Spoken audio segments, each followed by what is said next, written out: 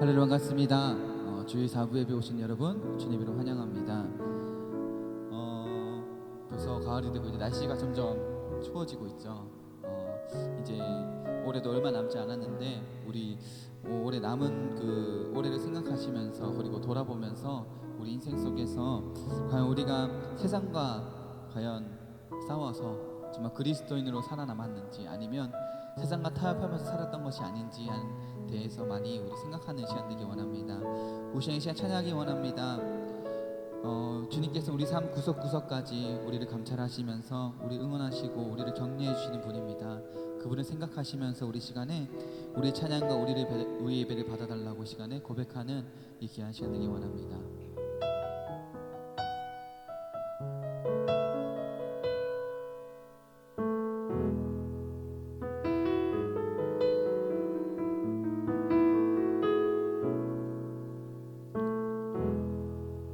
주님, 당신은 내 삶 구석구석까지 감찰하시며 나를 응원하시는 분, 내 길을 밝혀서 영원한 생명의 길로 인도하시며 나를 격려하시는 분. 주님, 당신은 내 삶 구석구석까지 감찰하시며 나를 응원하시는 분, 내 길을 밝혀서 영원한 생명의 길로 인도하시며 나를 격려하시는 분, 크고 작은 갈등을 겪곤 하지만 항상 결국 당신을 선택합니다. 나의 유일한 고백의 대상은 오직 아름다운 당신뿐입니다. 나의 유일한 고백의 대상은 오직 아름다운 당신뿐입니다. 나의 예배를 받으소서, 홀로 영광을 받으소서. 주여, 나의 주여. 우리 다시 한번 고백하는 시간 되기 원합니다.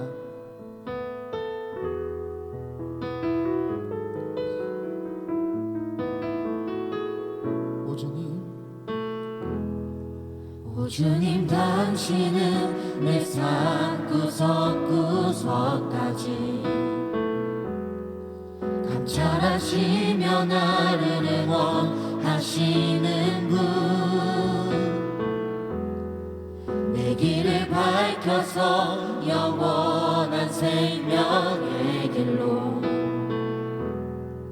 인도하시며 나를 격려하시는 분, 크고 작은 갈등을 겪곤 하지만 항상 결국 당신을 선택합니다.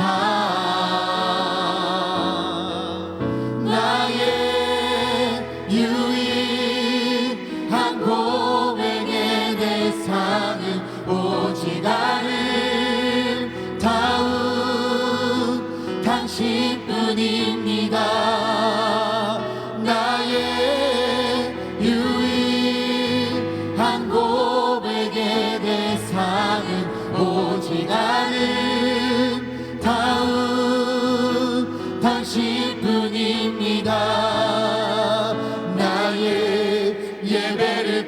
받으소서. 홀로 영광을 받으소서. 주여 나의 주여.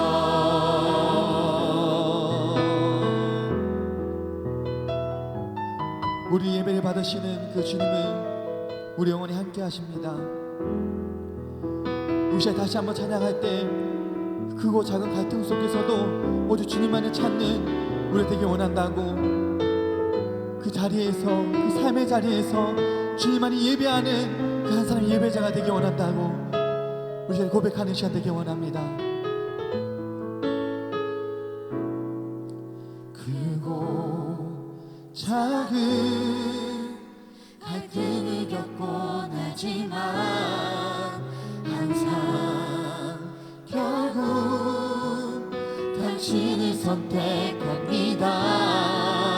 크고 작은 갈등을 겪곤 하지만 항상 결국 당신을 선택합니다. 나의 유일한 고백의 대상은 오직 아름다운 당신뿐입니다. 나의 유일한 고백의 대상은 오직 아름다운 당신뿐입니다. 나의 예배를 받으소서. 홀로 영광을 받으소서. 주여 나의 주여. 나의 예배를 받으소서. 나의 예배를 받으소서. 홀로 영광을 받으소서. 주여 나의 주여.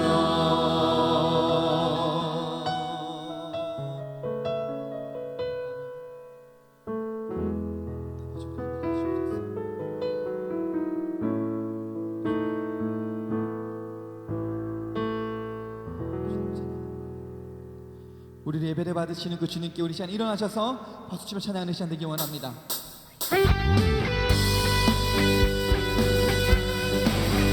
거친 이 세상에서 그들의 가치 속에서도 주님 우리 영원히 함께 하십니다. 우리의 유익과 만족을 버리고 오늘 주님을 따라가는 고백하는 시간 되기 원합니다.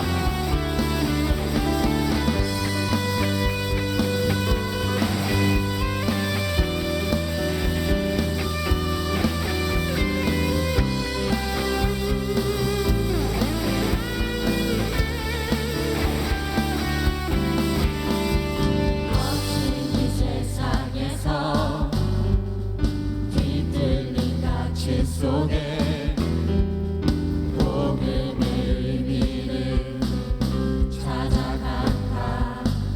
험한 세상에서 험한 세상에서 공허한 가치 속에 십자가 의미를 따라간다.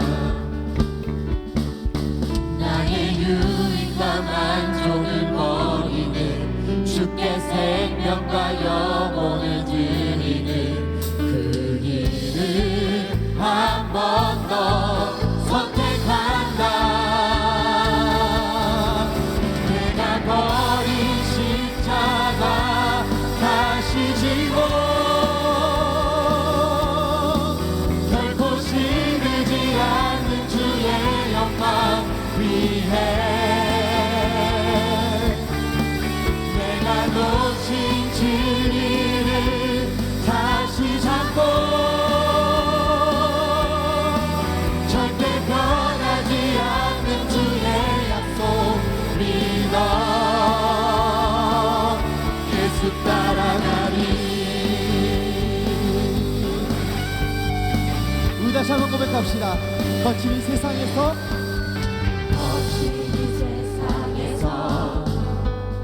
뒤틀린 가치 속에 복음의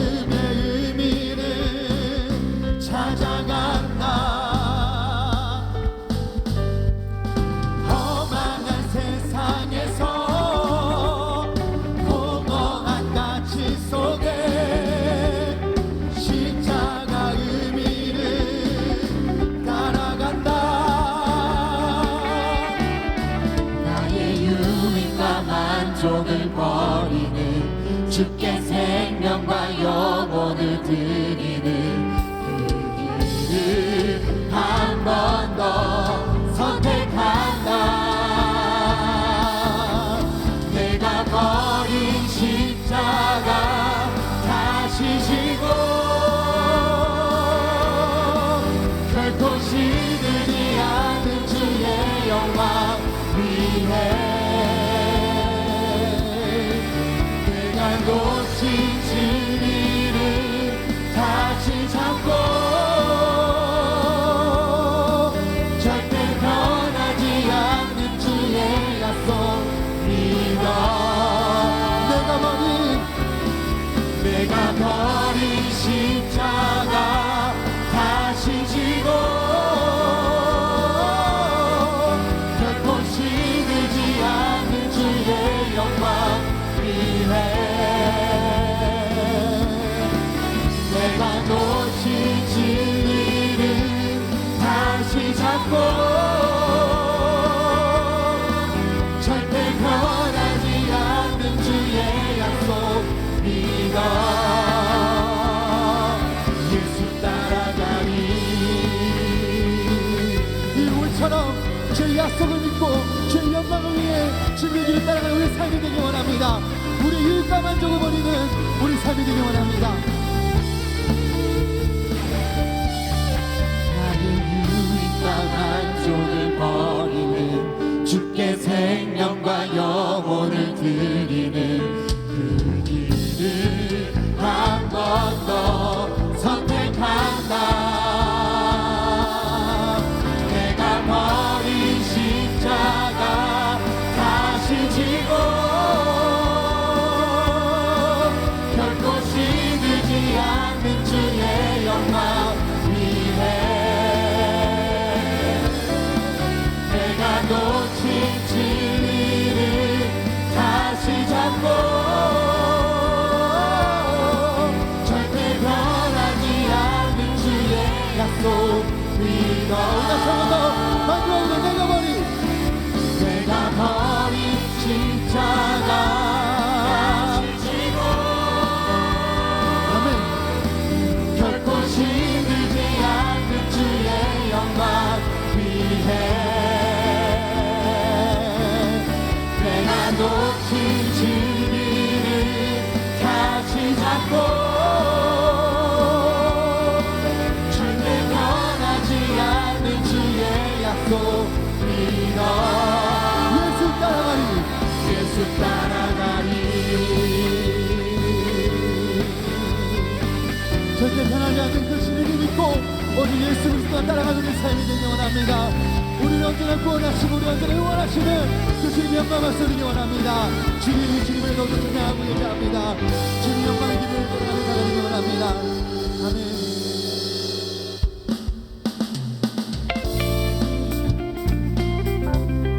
우리가 주님의 음성을 들으며 우리 매일마다 십자가 앞에 걸어가는 우리 삶이 되기 원합니다.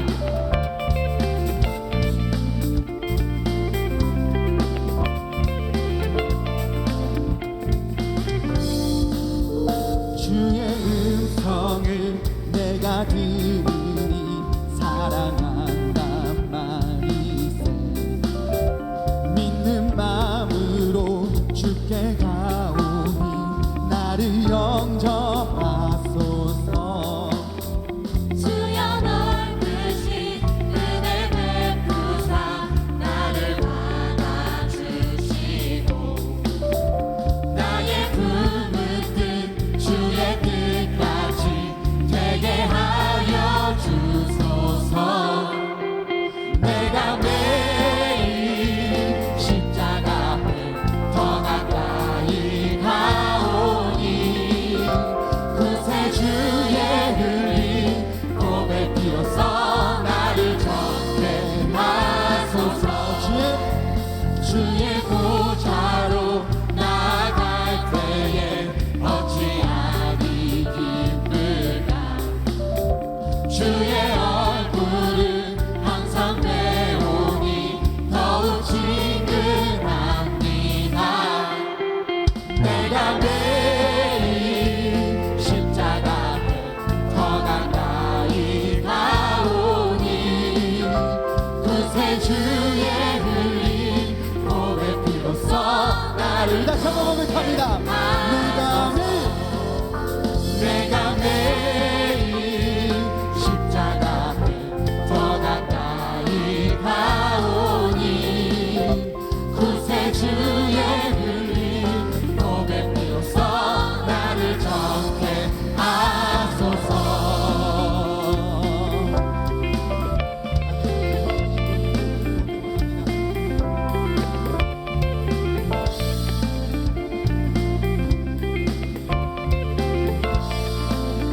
우리 목소리만 고백합니다. 우리 구주의 우리 구주의 넓은 사랑을 증명할 자 없으며 주가 주시는 참된 기쁨도 헤아릴 수 없도다. 내가 매일 십자가 앞에 더 가까이 가오니 구세주의 흘린 몸의 피로써 나를 우리 다시 한번 고백합니다.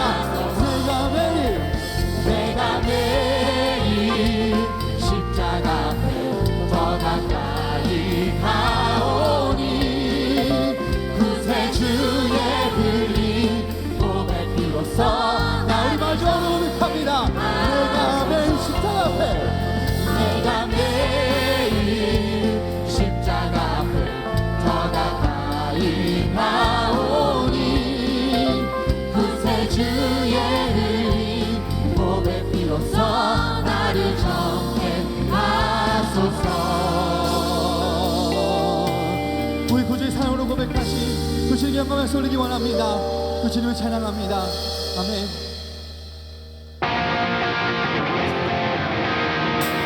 예수 그리스도는 우리 삶의 모든 것 되십니다. 그 시간에 이 고백을 하는 시간 되기 원합니다. 주 찬양해 내 모든 것으로 몸만 다해 주 행하신 이 감사드리세. 전능하신 주 다스리시네. 영원토록 내 모든 삶을 주께 드리리. 예수는 내 삶의 모든 건강 영원히 주만 따르니 내가 살아 숨쉬는 동안 예수의 이름 예수만 높이니. 우리 다시 처음부터 고백합시다. 주 찬양해.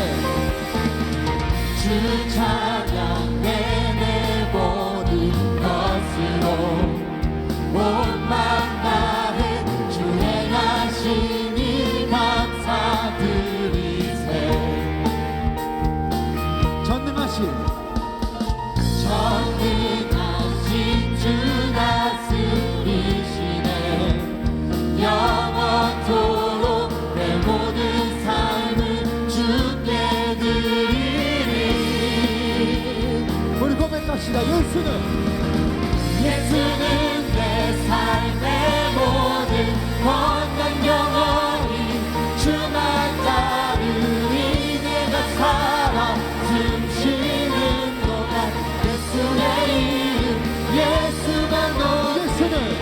예수는 내 삶의 모든 건강 영원히 주만 따르니 내가 살아 숨쉬는 동안 예수의 이름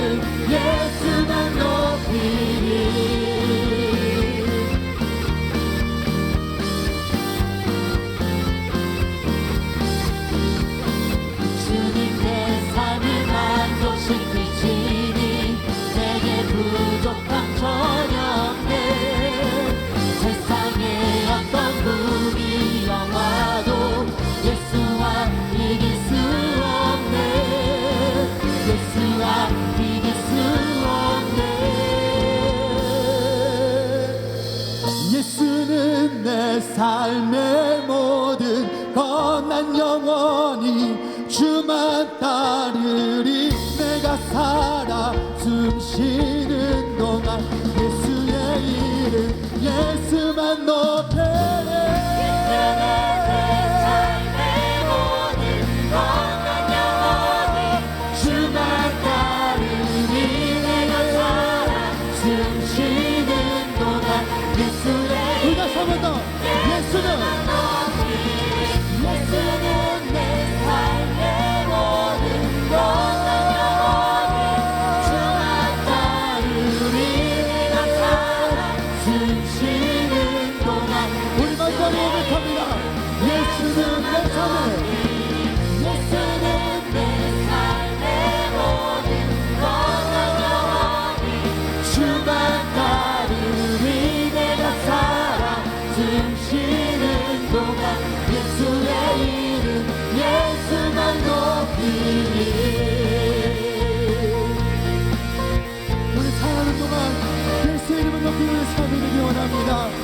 우리 언제나 이끄시고 우리를 원하시고 우리를 건너주시고 주님께 영광을 받쳐드리기 원합니다. 주님 우리 삶이 오늘 주님 안에 있습니다. 주님 오늘 찬양받기로 합당하신 분이십니다. 주님의 경배를 찬양합니다. 아멘.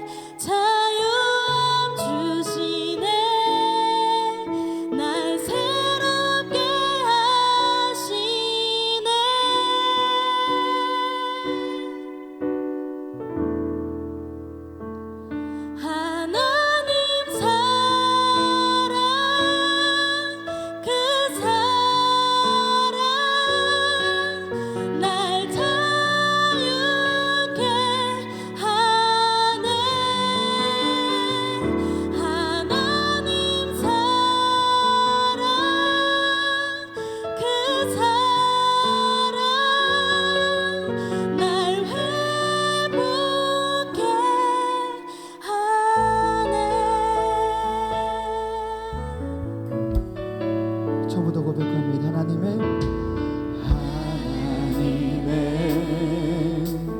그늘 아래 내 모든 것 다 내려놓고 나 잠잠히 주를 묵상하네 그 놀라우신 끝이 없는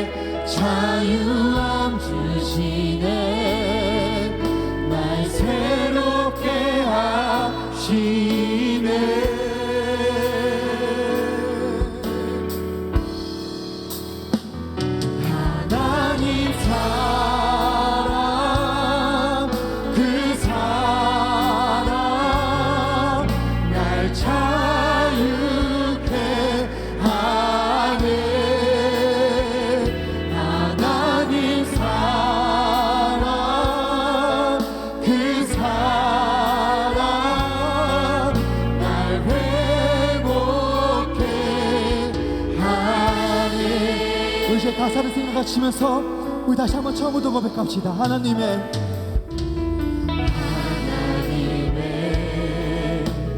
그늘 아래 내 모든 것 다 내려놓고 나 잠잠히 주를 묵상하네. 그 놀라우신 은혜 끝이 없는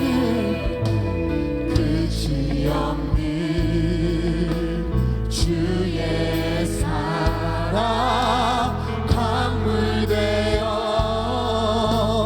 흘러 내 영혼에 자유함 주시네.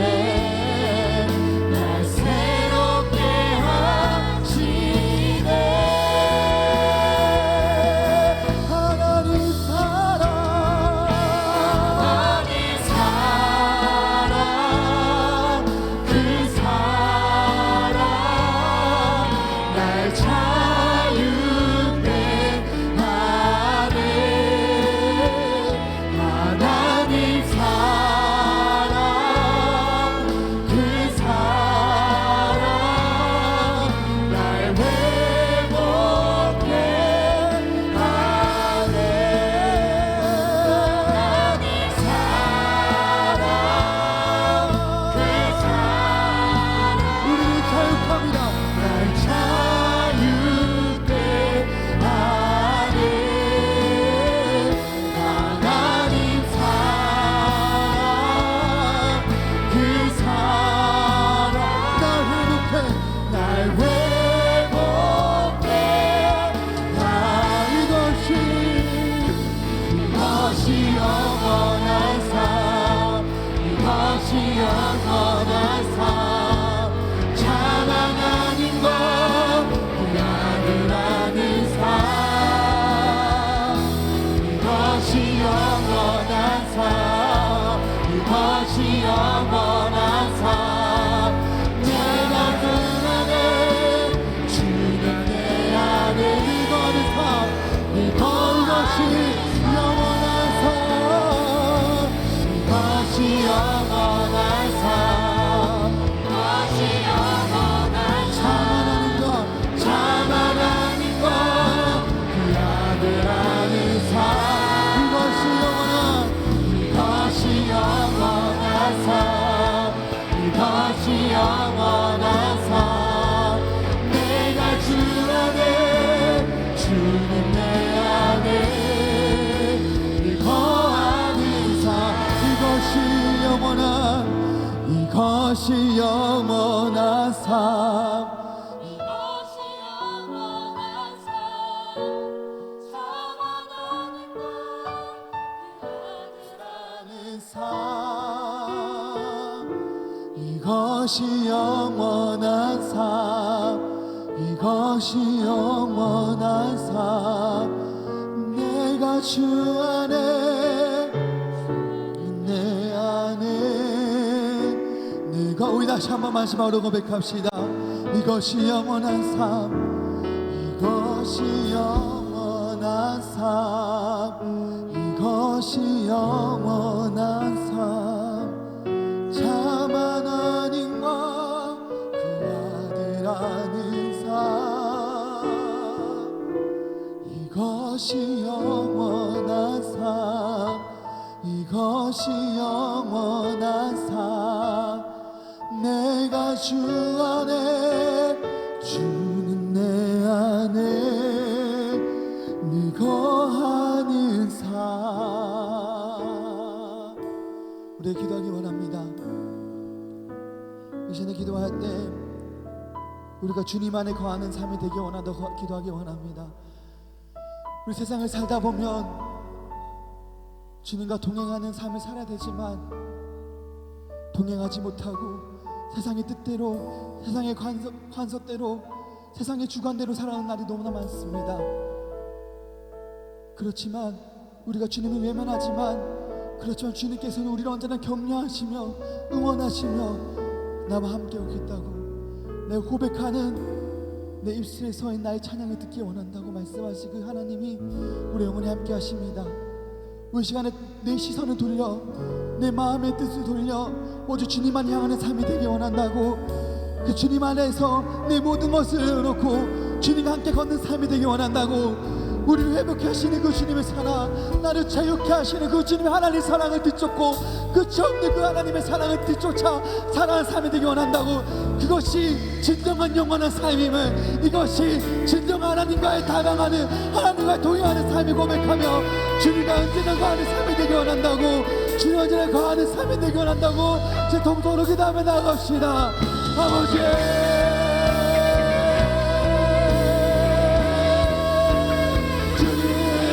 주님과 거하는 삶이 되기 원합니다. 주님과 언제나 닮아가는 삶이 되기 원합니다. 우리를 언제나 응원하시고 우리를 언제나 붙잡아주시는 그 하나님, 우리를 건너주시는 그 하나님을 따르기 원합니다. 아버지, 주님과 삶 속에서 주님의 능력을 경배합니다. 이것이 영원의 삶임을 고백하는 삶이 되기 원합니다.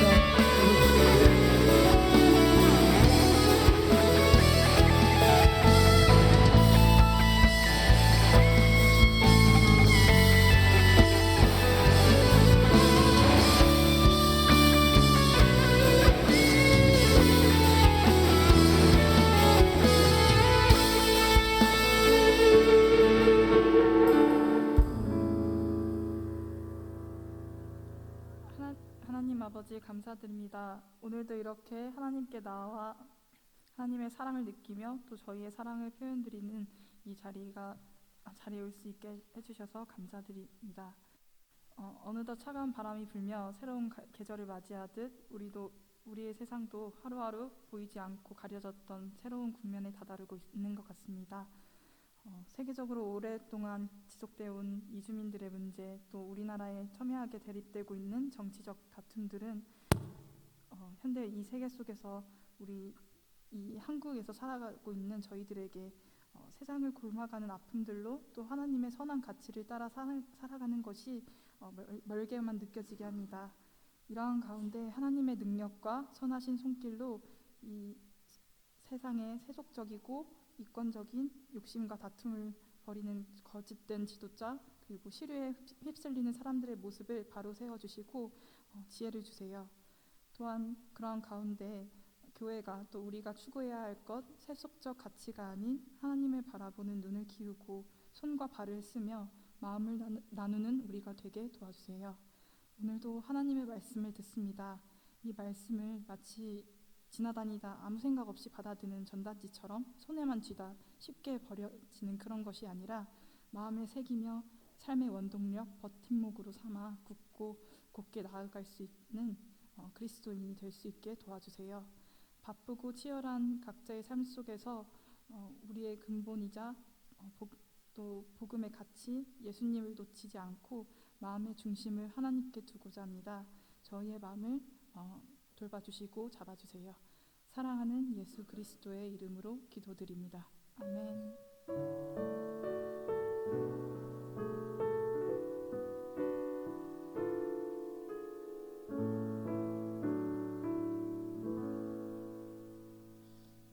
네, 이 시간에는 우리 준비하신 예물 봉헌하는 시간인데요. 특별히 8패밀리에서 하루를 시작할 때라는 곡으로 하나님께 영광 돌리도록 하겠습니다.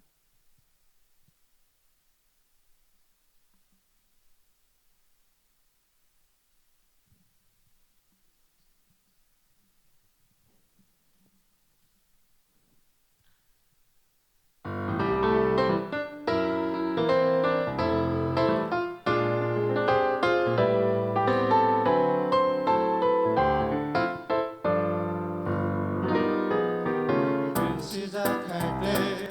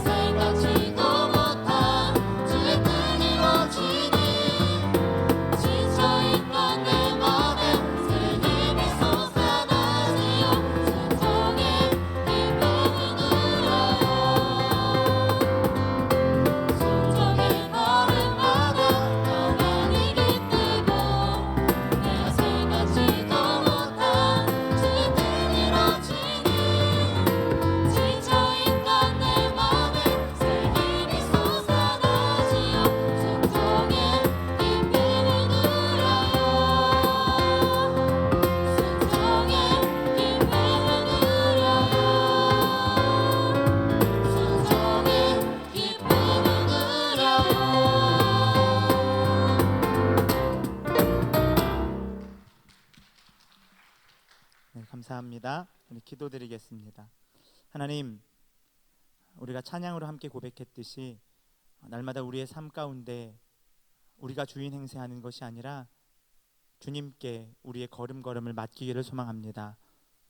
어떤 길을 가야 할지, 무엇을 선택해야 할지, 어떻게 해야 할지 잘 모르는 순간들 속에서 우리가 주님의 음성에 귀 기울일 수 있도록 인도하여 주시고 하나님의 말씀에 우리가 순종하게 하여 주시어서 그렇게 우리의 삶이 하나님의 뜻을 이루어가는 삶 되기를 간절히 원합니다. 하나님, 특별히 이 시간 예배를 드리러 나아오면서 하나님 앞에 드릴 예물을 거룩하게 구별하여 드린 손길들이 있습니다. 하나님, 하나님께 드린 예물의 손길들마다 하나님께서 함께하여 주시어서 이것에 우리의 믿음, 우리의 삶, 우리의 신앙이 반영되게 하여 주시고 우리가 물질로 돈으로 살아가는 인생 되는 것이 아니라 하나님께서 공급하시는 은혜로 말미암아 살아갈 수 있도록 우리 가운데 역사하여 주시옵소서. 하나님, 물질로 인하여서 곤고함을 겪고 있는 사람들이 있습니까? 육신의 질병으로 인하여서 핍절한 상태에 있는 자들이 있습니까? 하나님 긍휼히 여겨주시고 그들 가운데에 아버지의 참된 평안과 위로를 더하여 주옵소서. 우리의 삶이 하나님의 다스림, 하나님의 통치하심, 하나님의 평화로 충만할 수 있도록 인도하여 주옵시고 우리만이 그것을 누리고 간직하는 것이 아니라 우리의 삶을 통하여 이 깨지고 상한 세상 가운데에 하나님의 은혜의 해, 하나님의 은혜의 복음을 증거하고 선포하며 그렇게 주님 다시 오실 그날까지 우리가 믿음의 걸음 걸어갈 수 있도록 늘 우리와 동행하여 주시옵소서. 예배 시종을 온전히 주님께 의탁드리며 감사드리며 예수님 이름으로 기도합니다. 아멘.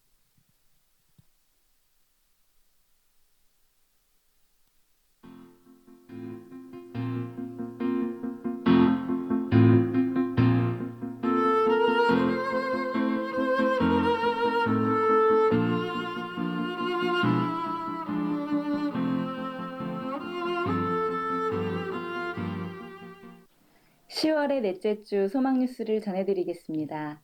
첫 소식입니다.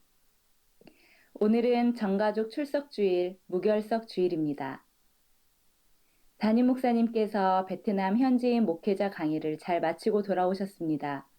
기도와 협력에 감사를 드립니다. 노년부 61명 어르신들이 은혜 가운데 가을 소풍을 무사히 다녀왔습니다. 기도와 협력해 주신 분들께 감사를 드립니다. 영아부 가을 성경학교를 여러분의 기도와 협력으로 잘 마쳤습니다. 감사합니다. 오늘 3부 예배 시 새가족 수료식이 있습니다. 수료자들을 축하해 주시기 바랍니다. 내일부터 1박 2일간 제1권사의 수련회가 가평 필그림 하우스에서 있습니다. 위하여 기도해 주시기 바랍니다. 29일 화요일 저녁에 남부 시찰 모임이 있습니다. 11월 목회 계획을 참고하셔서 기도해 주시고 동참해 주시기 바랍니다.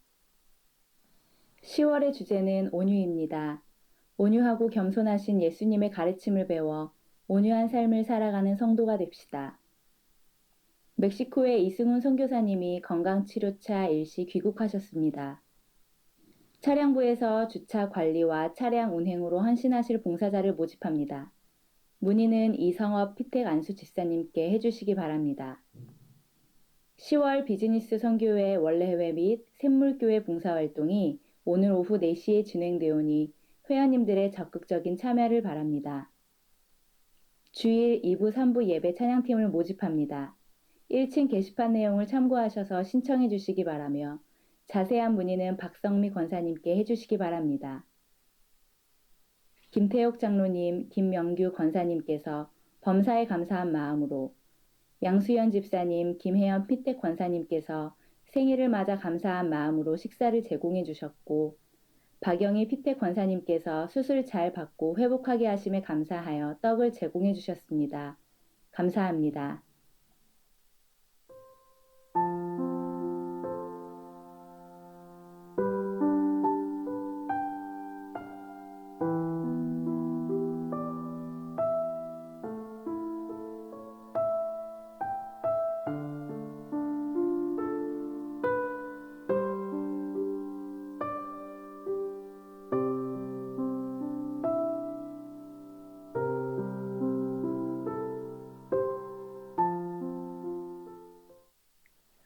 하나님의 은혜가 가득한 복된 주일 보내시기 바라며 한 주 동안 온유한 자들에게 베푸시는 하나님의 사랑을 풍성하게 누리시기 바랍니다.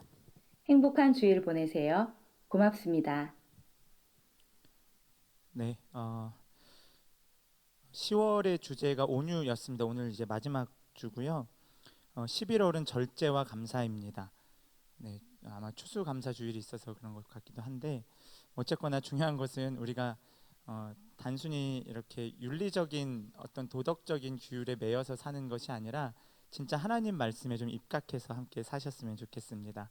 그리고 날씨가 이제 많이 추워졌어요. 그렇죠? 오늘 아침에 제가 집에서 나올 때 그 차에 그 외부 온도가 이렇게 표시가 되거든요. 4도 이렇게 뜨더라고요. 저희 동네가 우리 여기 시흥 백옷보다는 더 북쪽에 있는 동네여서 조금 춥기는 하지만 많이 추워졌어요. 일교차도 심해지고 그래서 감기 조심하시고 네, 물도 많이 마시고 그랬으면 좋겠어요. 그래서 아파서 주일날 못 왔어요 이러지 않았으면 좋겠어요. 아프지 마세요. 네, 네, 감사합니다. 우리 함께 하나님 말씀 보길 원합니다. 마가복음 2장입니다. 마가복음 2장 13절부터 17절까지의 말씀입니다. 지난주에 우리가 함께 읽었던 말씀이고 지난주에 이어서 같이 계속 말씀을 좀 보기를 원하는데요. 제가 가진 성경으로는 신약 성경 8쪽으로 자막이 나오는데 55쪽 정도 되는 것 같습니다. 마가복음 2장 13절로 17절까지의 말씀. 지난주에는 이렇게 교독해서 읽었는데 이제 한 번에 같이 좀 합독해서 읽어도 괜찮죠? 네, 우리 합독해서 13절부터 17절까지 급하게 안 읽어도 좋습니다. 같이 읽겠습니다. 시작. 예수께서 다시 바닷가에 나가심에 큰 무리가 나왔거늘 예수께서 그들을 가르치시니라. 또 지나가시다가 알페오의 아들 레위가 세관에 앉아 있는 것을 보시고 그에게 이르시되 나를 따르라 하시니 일어나 따르니라. 그의 집에 앉아 잡수실 때에 많은 세리와 죄인들이 예수와 그의 제자들과 함께 앉았으니 이는 그러한 사람들이 많이 있어서 예수를 따름이러라.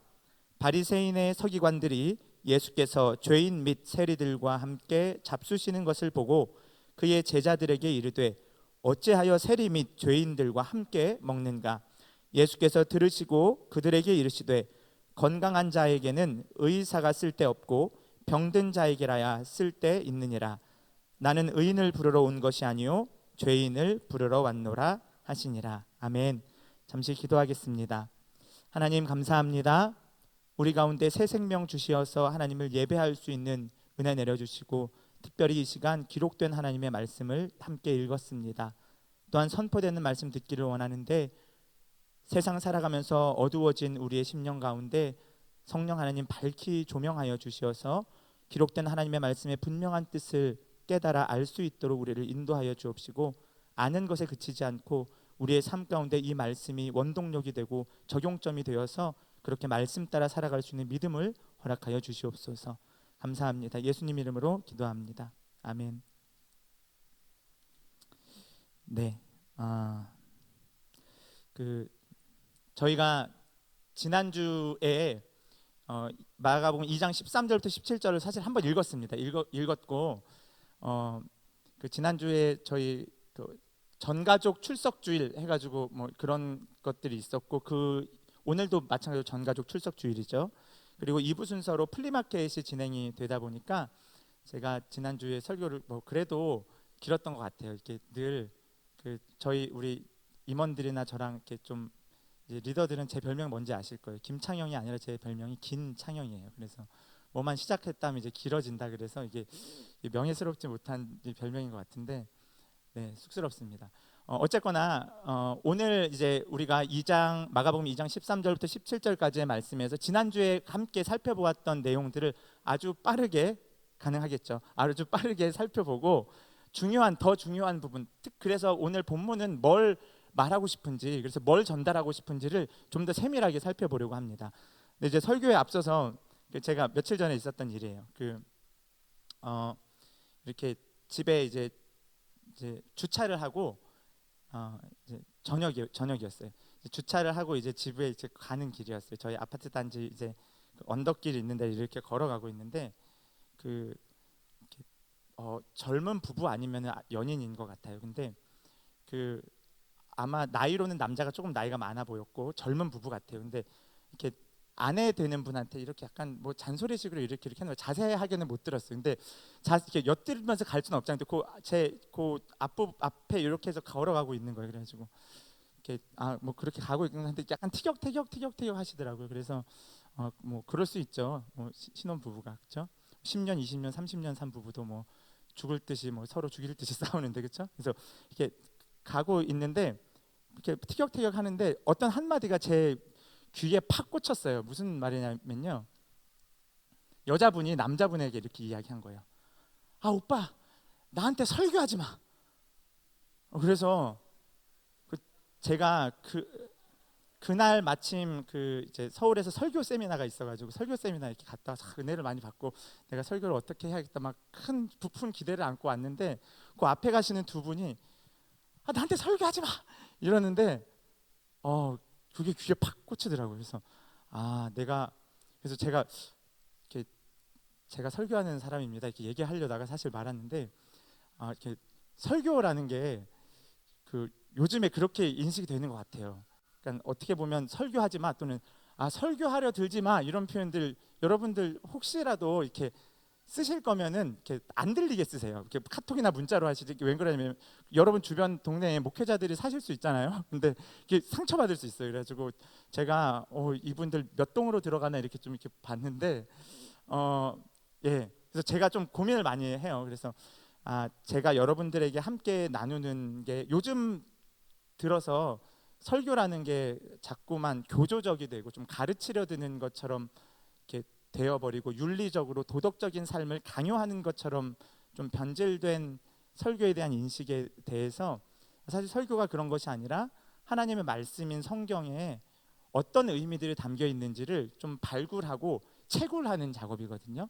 그런 것들을 여러분들과 함께 나누고 전달하는 역할을 하기 때문에 이것이 혹시나 여러분들께 저 사람 이렇게 가르치려 드려라는 생각이 혹시나 들었다면은 제가 먼저 좀 사과를 드리고 혹시나 또 그런 모습이 있으면 저한테 카톡이나 문자로 꼭 보내주세요. 설교하려 들지 마세요 이렇게.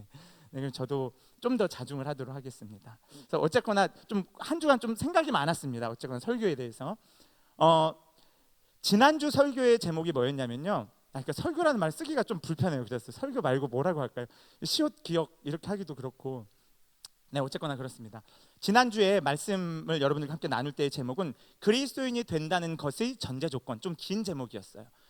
사실 오늘 제목 또한 같은 본문이기 때문에 바꾸지 않으려다가 바꾸지 않으면 너무 준비 안 한 거 아니야 이럴까 봐 조금 바꿨어요. 그 말이 그 말입니다. 출발 지점을 분명히 하는 것. 냄새가 나죠. 거의 비슷하죠. 전제점, 출발 지점 이런 것들을 함께 좀 고민해 보는데 사실 오늘 마가복음 2장 13절부터 17절까지의 말씀에서 지난주에 우리가 함께 나누었던 내용은 세리 레위의 삶이 어떠했는가. 다시 말하면 레위가 경험한 현존하는 자기의 삶, 현실적인 실제 삶 속에서 레위가 겪었던 괴리는 무엇이었는가, 내적 갈등은 무엇이었는가, 이것을 한번 유추해 봤습니다. 마가복음 2장 14절에서는 이런 말씀이 있었죠. 함께 읽어볼까요? 시작. 또 지나가시다가 알페오의 아들 레위가 세관에 앉아 있는 것을 보시고 그에게 이르시되 나를 따르라 하시니 일어나 따르니라. 아멘. 아주 간략한 문장이지만 여기에는 많은 의미들이 담겨 있습니다. 특별히 여기에서 알페오의 아들 셀이 누구죠? 레위가 등장했습니다. 그렇죠? 그런데 이 오늘 마가복음 2장의 본문은 누가복음과 마태복음에 동일하게 등장하고 특별히 마태복음에서는 셀이 레위라고 기록되어 있지 않고 셀이 뭐라고 기록되어 있다 그랬죠? 셀이 마태라고 기록되어 있다고 말씀을 드렸습니다. 그리고 그 마태가 마태복음을 쓴 복음서의 저자 마태라는 사실도 말씀드렸습니다. 14절에는 이런 표현이 또한 있습니다. 레위가 세관에 앉아 있는 것을 보시고, 세관에 앉아 있다는 말씀을 드리면서 이런 그림을 좀 보여드렸죠. 당시 이스라엘 팔레스타인 지역의 지도가 이렇게 형성이 되어 있었고, 팔레스타인은 헤롯 아켈레오라는 헤롯 대왕 죽음 이후로 세 명의 아들이 이 로마로부터 이 팔레스타인 지역 땅을 나눠서 분봉받았다고 합니다. 그래서 헤롯 아켈레오가 사실 유대의 왕으로 칭송을 받았고, 그 외에 헤롯 안디바 그리고 헤롯 빌립은 분봉왕이라는 이름으로, 그러니까 어떻게 보면은 약간 본점이 있고 분점이 있는 느낌이겠죠. 그렇게 땅을 영토를 분배받고 헤롯의 세 아들들이 나누어 팔레스타인 지역을 차지하여 이렇게 통치를 했습니다. 중요한 것은 오늘 본문 말씀이 시작되고 있는 2장 13절부터 17절을 포함한 2장 앞부분, 맨 앞부분부터에서는 예수님께서 어느 지역에서 사역을 하고 계시냐? 가버나움이라는 지역에서 사역하고 계신다는 걸 말씀드렸습니다. 가버나움이라고 하는 지역은 바로 이 지점이고요. 갈릴리 바다, 갈릴리 호수의 바로 윗부분, 그리고 헤롯 안디바와 헤롯 빌립이 서로 차지하고 있는 영토의 경계선상에서 경계선상에 있는 도시가 가버나움이라고 말씀드렸습니다. 그렇다면 직업이 세리인 레위가 세관에 앉아 있다라는 의미는 단순히 사무실에서 그냥 책상에 앉아 있다라는 의미가 아니라 이 헤롯 빌립이 차지하던 영토와 헤롯 안디바가 관할하던 두 영토, 서로 다른 체제의 국가 사이에 이동하는 그 지점에서 통행료를 징수했던 사람인 거죠. 사실 그런데 헤롯 빌립이 차지하고 다스리던 영토와 헤롯 안디바가 차지하고 다스리던 영토가 완전히 사실 다른 나라가 아닌 거죠. 한 민족인데 그게 정치적인 어떤 이유에 의해서 나눠진 거죠. 그래서 행정적 그렇게 이제 분할이 되었던 것이죠. 그러면서 사실 많은 사람들이 사실은 내지 않아도 될 통행료를 뭐 하고 있었던 거예요? 내고 있었던 거죠. 누구에게? 세리 레위에게. 레위는 그래서 많은 내적 갈등을 겪었을 것이다 말씀드렸습니다. 이것을 함께 서술하고 있는 마태복음 9장에서는 이 세리 레위를 뭐라고 표현하고 있다고요? 세리 마태라고 표현하고 있다고 말씀을 드렸습니다. 사실 마가복음과 누가복음에서는 세리 레위라고 표현하고 있는 이 레위의 의미는 여호수아 13장 33절에서처럼 끝부분에 보시면 이렇게 되어 있습니다. 이스라엘의 하나님 여호와께서 그들의 기업이 되심이었더라. 여기서 그들은 앞부분에 나오는 레위 지파입니다. 그러니까 레위 지파는 매우 독특한 직무를 구약시대 때부터 받아왔었는데 그것이 뭐죠? 하나님의 성전을 맡은 자로서 하나님 앞에 제사 드리는 모든 직무를 감당하는 지파였습니다. 그러한 지파가 감당했던 직임, 역할, 임무들을 그대로 마치 세리 레위라는 이름을 사용함으로써 레위의 부모는 이 레위에게 그러한 인생을 살기를 원했다는 거죠. 그런데 레위의 부모가 정말 하나님 앞에서 온전하고 거룩하며, 이 레위라는 의미는 연합하다라는 의미라고 말씀드렸는데, 그럼에도 불구하고 이 레위는 통행료를 징수받으면서 헤롯 안디바에게 그리고 로마 황제에게 부역하는 인생을 살았던 것입니다. 그렇기 때문에 통행료를 징수받으면서 통행료를 내는 사람들이 안 내도 될 통행료를 내는데, 이 통행료를 내는 것조차 자기 민족을 위해 쓰이는 것이 아니라 특정 계층, 특정 부류의 부와 명예를 위해서 그것이 사용되었고, 특별히 자기 민족을 지배하고 있는 로마 황제에게 그것이 가고 있다는 것을, 그것이 납부되고 있다는 사실을 알았기 때문에 사실 이 통행료를 내는 많은 유대인들이 이 세리를 거의 죄인 취급한 거죠. 민족의 앞잡이, 쓰레기 뿐만 아니라 자기들이 내는 통행료를 통하여서 부와 명예를 누리고 있었던 당시 세리들을 상당히 많이 비난했다는 것을 우리가 알 수 있습니다. 민족적 반역자였죠. 사실 민족적 앞잡이였죠. 그렇기 때문에 세관에 앉아 세금을 거두고 있는, 통행료를 징수받고 있던 세리 레위는 엄청난 내적 갈등을 겪었다는 거죠. 내가 이렇게 사는 것이 맞나? 그런데 이 레위에게 예수님이 찾아오죠. 레위의 삶은 그들의 부모가 지어준 이름의 뜻대로 연합하여 민족을 함께 연합하고 하나님께 나아가는 데에 쓰이는 것이 아니라 세상 정치적인 세력과 결탁하여 야합하는 인생으로 변질되었죠. 그러나 마태복음에서는 이러한 사건을 자기 스스로가, 마태가 세리 레위라는 이름을 사용하지 않고 마태라는 이름을 사용함으로써 무엇을 이야기한다 그랬죠? 마태복음에는 아주 중요한 장면이 나옵니다. 마태복음 2장에 헤롯 대왕이 예수님께서 탄생하셨다는 소식을 듣고 동방박사들로부터 들었죠. 그리고 그가 있는 곳이 어디냐 물었을 때 동방박사가 그냥 떠납니다. 그리고 헤롯 대왕이 유대의 왕이 태어났다, 예수가 태어났다는 소식을 듣고 예수를 죽이고자 결심하여 영아 살해 사건을 벌이는 장면이 마태복음 2장입니다. 마태는 자기 개인의 역사에서 결국 헤롯을 따랐고 로마를 따랐던 그 인생이 예수를 따르는 삶으로 바뀌게 됩니다. 그리고 이것을 분명하게 보여주는 게 마태복음 2장에서 왕 이야기죠. 두 왕의 이야기. 헤롯을 섬길 것인가, 아니면 진정한 왕 예수를 섬길 것인가. 그래서 마가복음에서는 세리 레위로 표현되어 있는 것이 시간이 지나 마태복음 기록될 때에는 그 세리 레위가 자기 이름을 마태라고 하나님의 위로, 여호와의 위로라고 표현합니다. 그리고 우리가 기억해야 할 것은 이렇게 예수를 따른다는 것, 그리스도인이 된다는 것이 무엇이냐? 헤롯 왕에서부터 벗어나 예수를 따르기로 결심하는 것. 이것이 그리스도인, 크리스티아노스라고 하는, 그리스도를 따르는 자라고 하는 의미를 가진 그리스도인이 된다는 의미입니다. 여기까지 살펴본 것이 지난주의 내용이었습니다. 그런데 이렇게까지만 봤을 때는 마가복음 2장 13절로 17절의 말씀에 좀 더 깊은 의미는 좀 놓쳐버리는 경향이 많습니다. 그래서 레위의 삶을 통해서 그래, 헤롯 대왕이 아니라 로마에게 부역하는 것이 아니라 세상 세속적 가치에 결탁하여서 야합하여 사는 인생이 아니라 예수를 따르는 인생을 살아야지, 모든 것을 버리고 예수를 따랐던 그 레위처럼 나도 살아야지 라고 했을 때에는 물론 틀린 것은 아니지만 복음서의 핵심 주제를 놓치고 있는 것입니다. 왜냐하면 마가복음뿐만이 아니지만 이 마가복음에서의 중심 인물이 누구죠? 레위가 결코 아니라는 거죠. 누구죠? 예수님입니다. 그래서 오늘 우리는 이 마가복음의 본문을 통해서 세리 레위의 삶도 살펴보았지만 좀 더 엄밀하게 과연 예수님은 어떤 분이신지에 대해서 좀 더 집중할 필요가 있습니다. 그리고 오늘 본문에서 바로 그리스도인이 된다는 것의 중요한 전제점, 그리스도인이 된다는 것의 아주 중요한 출발점이 무엇인지 예수님이 어떤 분인지를 통해서 우리는 발견할 수 있습니다. 제가 이제 퀴즈를 드리도록 하겠습니다. 이것은 2주 전의 본문이었죠. 중풍병자 에피소드 해서 2장 1절부터 12절에 있는 말씀이에요. 기억나시죠? 중풍병자 막 있어서 그 지붕 뚫어가지고 이렇게 달아내리는 장면 기억하시죠? 네. 그리고 오늘 본문은 세리 레위에 대한 에피소드입니다. 13절부터 17절. 그러면 잠깐 제가 시간을 드리고 우리 생각을 해야 돼요. 고민해야 돼요. 과연 정말 그런가? 여러분들이 한번 생각해 보셔야 되는데 중풍병자 에피소드와 세리 레위의 에피소드, 오늘 본문 사이에 공통점이 있어요. 좀 묶일 수 있는. 그러니까는 이것이 서로 전혀 다른 본문처럼 별개의 본문처럼 다뤄지는 것이 아니라 이 마가복음의 저자인 마가는 한 본문 안에, 한 문단 안에 이것을 넣어놨거든요. 그러면 공통점이 뭘까 한번 생각해 보시고 이렇게 손을 들어서 얘기를 해주세요. 틀려도 괜찮습니다. 별로 크게 막 기대하진 않습니다. 네, 우리 영광제 찾았어요? 예, 괜찮아요.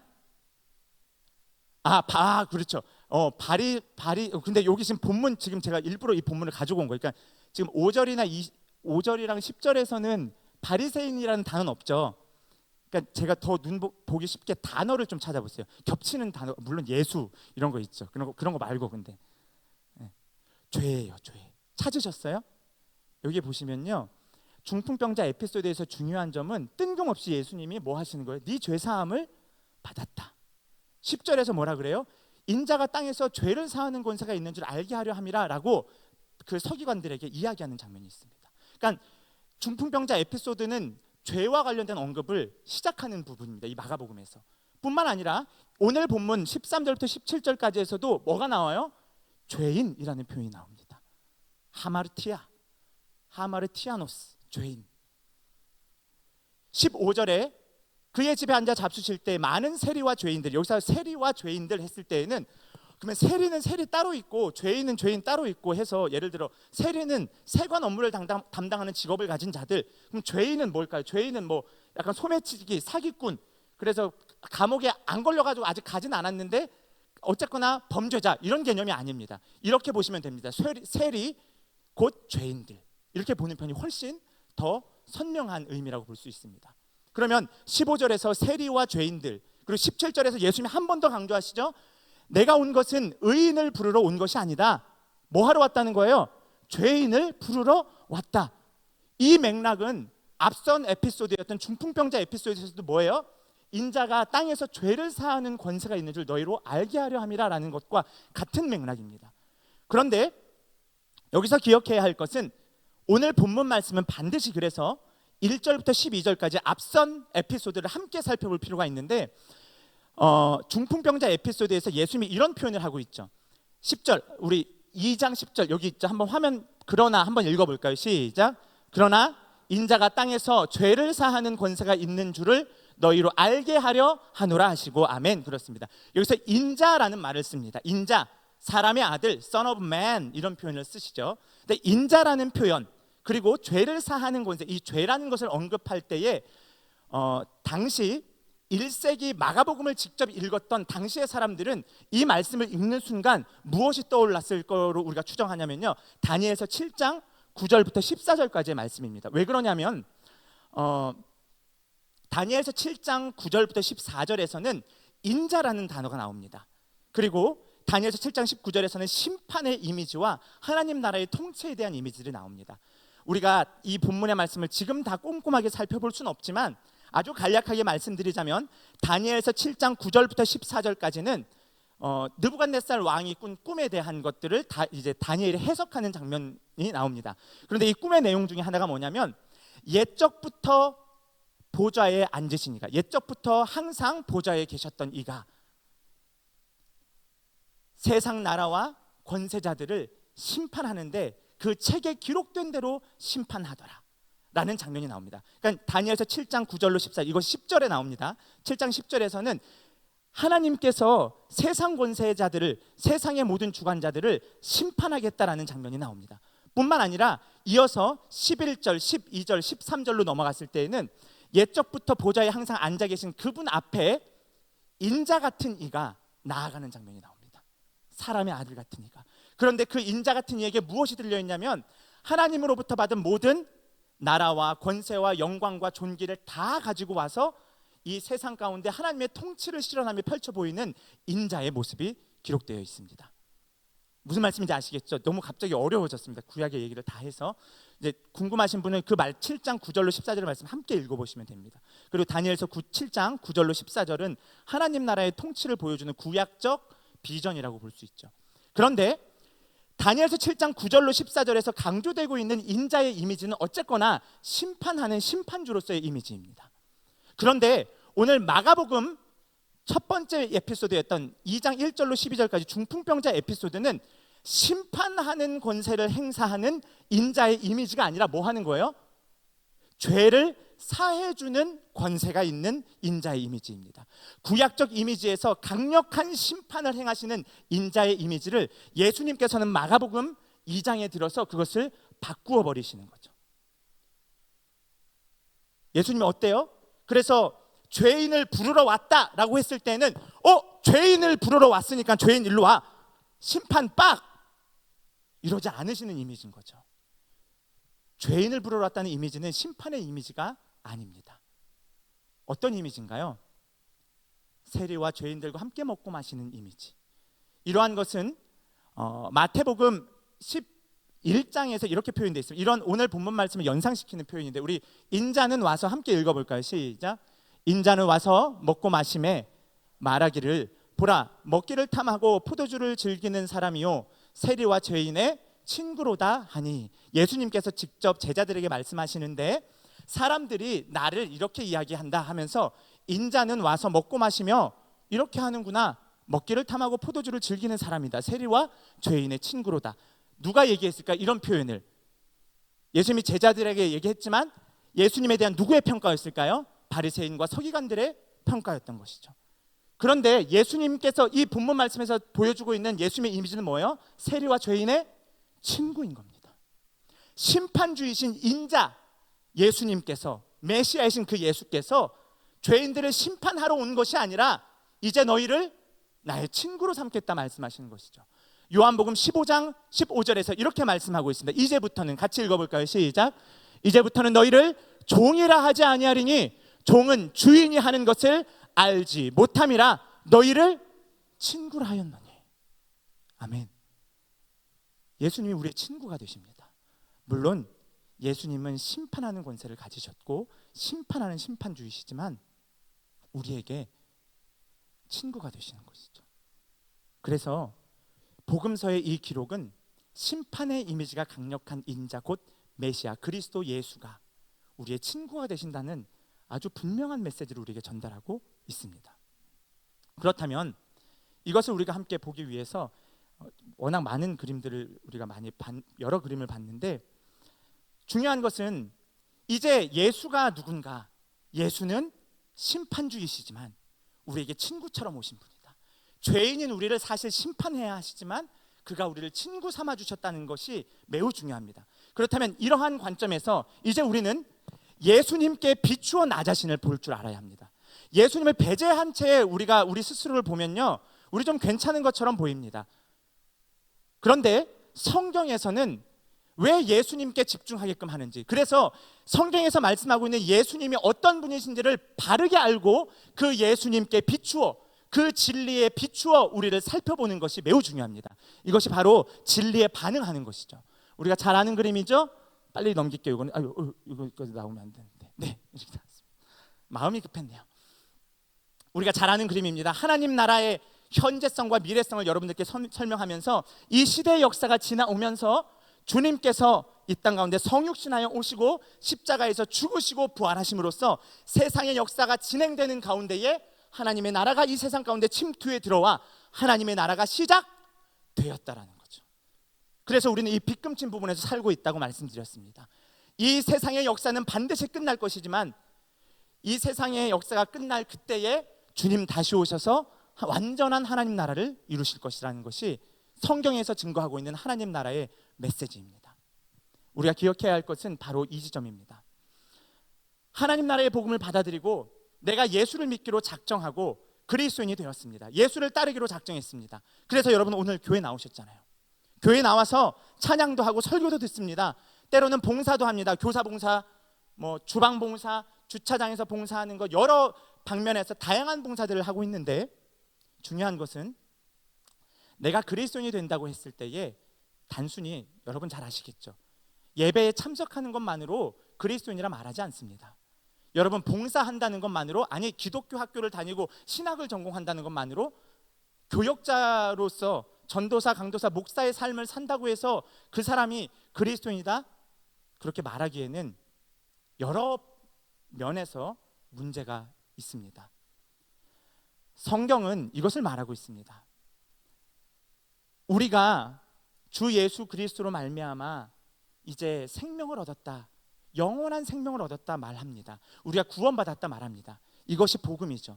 그런데 반드시 기억해야 할 것이 있습니다. 성경이 복음에 대해서 말할 때에 이제 복음을 듣고 예수를 믿어 구원받았으니 이제 인생 필 거야, 괜찮은 인생 살 거야, 취업도 잘 되고 자녀들이 대학에도 잘 가고, 수능 얼마 남지 않았죠? 이제 시작될 거예요. 이 종교심이 활활 타오르는 시기. 여자친구도 만나고 남자친구도 만나고 결혼도 잘하고 세상적으로 승진도 하고 성공도 하고. 여러분 성경에서 복음을 말할 때 예수를 믿으면 복 받습니다, 예수를 믿으면 많은 이로운 점이 있습니다, 그렇게 결코 시작하지 않습니다. 성경이 복음에 대해서 증거할 때에는 인간이 어떤 존재인지, 인간이 살아가고 있는 이 세상이 어떤 세상인지를 선명하게 먼저 말하고 있습니다. 여러분 잘 알고 있는 말씀인데 로마서 2장이 아니라 죄송합니다, 1장입니다. 오타 났네요. 로마서 1장 16, 17절에 보면 이런 말씀이 있죠. 다 외우고 계셔서 제가 그냥 대표로 외우겠습니다. 여러분 믿기 때문에. 내가 복음을 부끄러워하지 아니하노니 이 복음은 모든 믿는 자에게 무엇을 주시는, 구원을 주시는 하나님의 능력이 됨이라. 바울은 복음에 대해서 설명하면서 이 복음은 하나님의 뭐라고요? 능력이다, 이렇게 이야기해요. 로마서 1장 17절 이어서 뭐라고 말하냐면요, 이 복음에는 하나님의 의가 나타나서 믿음에서 믿음으로 이르게 하나니 기록된 바 오직 의인은 믿음으로 말미암아 살리라 함과 같음이라. 아멘. 여러분 성경이 복음을 이야기할 때 믿음이 중요합니다, 이것이 모든 사람들을 구원하는 하나님의 능력입니다라고 서술하고 있지만 바로 이어서 18절엔 이렇게 이야기합니다. 18절 함께 읽어볼까요? 하나님의 진노가, 시작. 하나님의 진노가 불의로 진리를 막는 사람들의 모든 경건하지 않음과 불의에 대하여 하늘로부터 나타나나니. 아멘. 성경이 예수의 십자가, 복음에 대해서 이야기할 때에 예수님께서 우리를 왜 피 흘려 죽으셨습니다. 그래서 그 예수를 믿으면 우리가 구원받습니다. 구원받으면 우리가 괜찮은 인생 살 수 있습니다, 그렇게 이야기하는 것이 아니라 예수를 믿으면, 복음을 믿게 되면, 진짜 성경이 말하는 그 복음을 알게 된다면 내가 뼛속까지 하나님의 진노를 받아 죽기에 마땅한 죄인이라는 사실을 말하고 있습니다. 그렇기 때문에 오늘 마가복음 2장 13절로 17절까지의 말씀은 죽어 마땅하고 손가락질 받아 마땅한 죄인과 같은 인생을 산 우리에게 우리의 현주소가 어떠한지, 심각한 내적 갈등을 겪고 내 인생 이렇게 살아도 되나, 취업이 잘 안 되는데, 여자친구 남자친구와 싸웠는데, 헤어졌는데, 돈 좀 많이 벌어야 되는데, 몸이 아픈데 어떡하지? 우리가 경험하는 인생의 수많은 문제들 속에 우리는 예수님을 통해 그 문제를 해결하고자 예수를 찾을 수 있습니다. 그러나 오늘 본문 말씀은 인생의 수많은 결핍과 핍절한 상태, 많은 문제를 겪고 있는 그 세리 레위에게 예수님께서 먼저 다가가 그가 죄인이라는 사실을 말씀해 주고 있습니다. 그러나 그 죄인에게 그 죄의 값을 묻지 않으시고 심판주로서의 심판을 대행하는 것이 아니라, 집행하는 것이 아니라, 내가 너의 친구가 되겠다. 복음을 믿게 되면, 예수를 만나게 되면 내 인생 이제 이렇게 살면 안 되겠다. 그래, 예수를 따라야지 생각합니다. 세리 레위처럼 헤로드 왕을 위해서 로마의 부역함에 살았던 인생에서 돌이켜 하나님을 따르며 예수를 따르는 인생을 살기로 결정합니다. 그러나 우리가 그 돌이키는 순간에 마주치는 것이 무엇입니까? 복과 부귀영화와 수많은 즐거움입니까? 아닙니다. 돌이켰을 때 우리에게 기다리고 있는 것은 하나님의 진노입니다. 하나님의 진노가 불의로 진리를 막는 모든 사람의 경건하지 않음과 불의에 대하여 하늘로부터 나타나 떨어진다고 말씀하고 있습니다. 그런데 이 심판받아 마땅한 우리에게 그 죄의 값을 직접 묻지 아니하시고 그분이 십자가상에서 하나님의 모든 진노를 다 받아내신다는 것, 이것이 바로 하나님 나라 복음의 핵심인 십자가의 복음입니다. 이것이 그리스도인이 되는 출발점입니다. 전제 조건입니다. 내가 경험하는 인생의 수많은 문제들 속에 하나님을 차치하고 내 뜻대로 내 인생의 주인이 되어서, 내가 내 인생의 중심이 되어서 경험하는 수많은 문제들을 내 지혜와 내 생각대로 해결해 보고자 하지만 밑빠진 독에 물 붓기와 같은 상황들 속에서 현상적으로 보이는 문제의 상황이 핵심이 아니라, 본질이 아니라 우리가 살아가는 이 세상이 깨지고 상한 세상이라는 것, 우리 자신이 이미 깨지고 상하여 하나님으로부터 멀어진 자들이라는 것, 하나님이 없어도 나 잘 살 수 있을 것 같아 여기며 끊임없이 인생의 중요한 순간들 속에서 하나님 없이 여기며 내가 주인 행세를 하는 것, 그것을 성경은 죄라고 말합니다. 오늘 본문 말씀은 단순히 세리가 직업을 바꾸어 제자가 되었다는 의미가 아니라 뼛속까지 죄인인 우리, 예수님이 어떤 존재인지, 예수님을 통해 우리는 심판받아 마땅한 존재라는 것을 발견하고, 그렇게 그러나 그 심판을 집행하는 분이 아니라 그가 심판의 집행자이며 심판의 대상으로서 우리의 죄를 대속하시고 우리의 친구가 되어주셨다는 것이죠. 로마서는 끊임없이 복음에 대해서 이야기할 때 아주 중요한 전제 조건으로 이렇게도 말씀합니다. 그들에게 이 같은 일을 행하는 자는, 여기서 이 같은 일을 행하는 자는 모든 불의, 추악, 행음하는 것, 수군수군하는 것, 비방하는 것, 교만한 일, 결국 하나님이 없다고 여기는 모든 삶의 행동 패턴들을 앞구절에서 말하고 있습니다. 이러한 일을 행하는 자는 사형에 해당한다. 여러분, 그리스도인이 된다는 것은 예수님께서 나를 위해 십자가에 달려 죽으셨다, 이 정도가 아닙니다. 내가 십자가에서 죽어야 할 그 자리에, 내가 죽어야 할 그 자리에 누가 죽으신 거죠? 예수님께서 심판하는 권세가 있으신 그분이 심판의 대상이 되어 대신 죽으심으로 우리가 하나님의 진노, 하나님의 사형의 집행을 면할 수 있게 되었다는 것부터 복음은 시작됩니다. 여러분, 이 사실을 우리 그리스도인들이 잊지 않는다면 교회에서 큰 소리 낼 것 없습니다. 이 사실을 안다면 누가 어떻니 저가 어떻니 이렇게 말할 수도 없습니다. 왜요? 내가 그 심판의 대상이었거든요. 여러분, 예수를 바르게 믿기를 바랍니다. 삶의 곤고함, 회의, 인생의 무거운 짐 앞에서 근본적으로 내가 누구인지 인식하는 것이 중요합니다. 근본적으로 내가 누구인지를 인식하지 않은 채로 피상적으로 그 문제들을 해결하고자 한다면 얼마 못 갑니다. 그 문제의 근원이 내가 내 인생을 드라이브하면서 이끌어오면서 하나님을 업신여겼던 죄라고 하는 인간 본연의 문제라는 사실 또한 인식해야 합니다. 자기중심성, self-centeredness. 결국 자기 자신이 높아지는 것, self-honoring.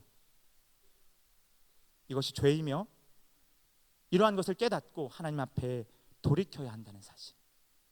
준엄한 하나님의 심판 앞에서 심판주이신 예수 그리스도가 우리의 본질적이며 근본적인 한계를 인식하여서 심판주인 그 예수 그리스도가 나를 대신해 죽으셔서 나를 친구 삼아 주셨다는 것, 이것이 회심이고 회개입니다. 이것부터 그리스도인은 시작하는 것이죠. 이 사실을 잊지 않으셨으면 좋겠고요. 저도 마찬가지입니다. 저도 제가 뭘 할 수 있을 것이라 예전에 많이 여겼는데, 교육자들은 이런 욕심이 있습니다. 내가 이곳에 부임하면 내가 맡은 공동체 청년부가, 학생부가, 초등부가 많이 변화되고 부흥됐으면 좋겠다.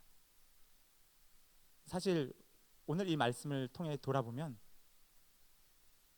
저도 심판받아 마땅한 죄인이라는 점이죠. 우리 하나님 앞에, 복음 앞에, 십자가 앞에, 예수 그리스도 앞에 겸손한 그리스도인 되시고 십자가의 그 은혜를 반드시 삶 가운데서 잊지 않는 그리스도인 됐으면 좋겠습니다. 네, 우리 제가 기도하고 우리 예수님 가르쳐 주신 기도로 예배를 마치겠습니다. 하나님, 오늘 본문을 통하여서 심판주이신 예수 그리스도께서 우리의 친구가 되어 주셨다는 사실에 우리가 감격하게 하여 주옵소서. 심판받아 마땅한 우리이지만 심판하는 권세를 행하지 아니하시고 죄를 사하는 권세를 행하셔서 우리가 받아야 할 그 십자가의 형벌을 주님께서 대신 지심으로 하늘로부터 떨어지는 하나님의 진노와 심판을 피할 길 열어주심에 감사합니다. 이제 우리가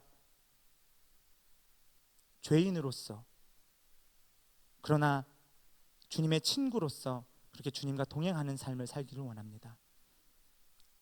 우리 가운데에 삶의 수많은 문제들이 첩첩산중 쌓여 있지만 피상적인 해결들로 우리의 인생을 살아가지 않게 하시고 결국 그 근원에 자리 잡고 있는 하나님을 업신여기며 하나님을 떠나 살았던 죄인의 모습들을 우리가 발견하게 하시고 그의 근본적 해결로 예수 그리스도 십자가의 복음을 붙들게 하여 주옵소서. 감사합니다. 예수님 이름으로 기도합니다. 아멘. 우리 예수님께서 가르쳐 주신 기도로 오늘 예배를 마치겠습니다. 하늘에 계신 우리 아버지, 아버지의 이름을 거룩하게 하시며 아버지의 나라가 오게 하시며 아버지의 뜻이 하늘에서와 같이 땅에서도 이루어지게 하소서. 오늘 우리에게 일용할 양식을 주시고 우리가 우리에게 잘못한 사람을 용서하여 준 것 같이 우리 죄를 용서하여 주시고 우리를 시험에 빠지지 않게 하시고 악에서 구하소서. 나라와 권능과 영광이 영원히 아버지의 것입니다. 아멘.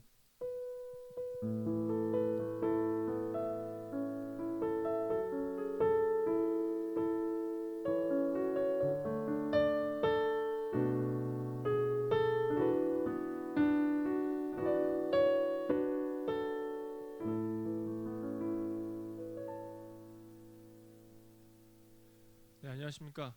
2019년 10월 넷째 주 청년부 광고 시작하도록 하겠습니다. 오늘 드릴 내용은 두 가지인데요.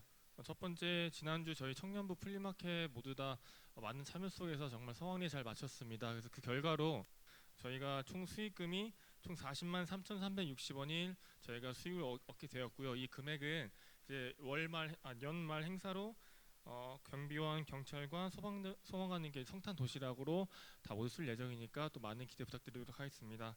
그리고 오늘은 이제 오랜만에 10월 마지막 주고 너나들이 시간입니다. 그래서 오늘은 아마 무결석 주일로 인해서 많은 지원금도 있을 테니까 평상시보다도 더 많이 또 즐겁게 즐길 수 있을 거라 생각합니다. 이상으로 청년부 광고 이상이었습니다. 2부 행사는 모두 2층에 가셔서 진행하시면 될 것 같습니다. 감사합니다.